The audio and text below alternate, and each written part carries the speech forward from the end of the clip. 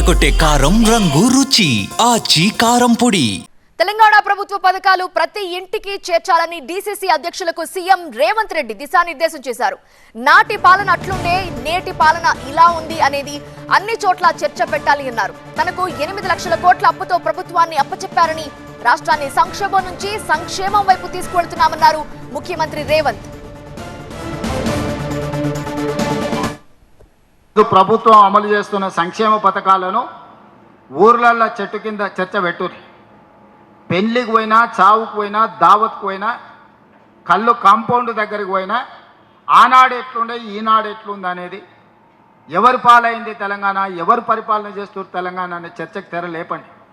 2 సంవత్సరాలల్లో మన మార్పు పరిపాలనను మనం అందించినాం. మనకు అప్పచెప్పిన మనం ఆయనకు 2014 నాడు అప్పచెప్పినప్పుడు 16,000 కోట్ల రూపాయల మిగులు బడ్జెట్తో మనం అప్పచెప్పినాం. తిరిగి 10 ఏళ్ళలో ఆయన మనకు అప్పచెప్పేటప్పుడు 8,11,000 కోట్ల రూపాయల అప్పుతో మనకు అప్పచెప్పినాం. నడుము వంగిపోయి బజార్లో ఎవరు నమ్మని పరిస్థితుల్లో మన చేతిలో రాష్ట్రాన్ని పెట్టింది.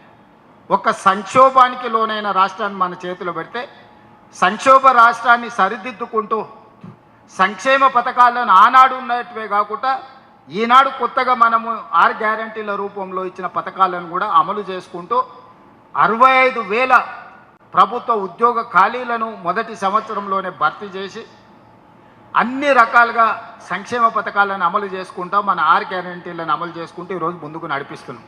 ఈ క్రమంలో 2 సంవత్సరాలు మనం పూర్తి చేసుకున్న సందర్భం వచ్చింది. సంబరాలను జరుపుకుంటున్నాము.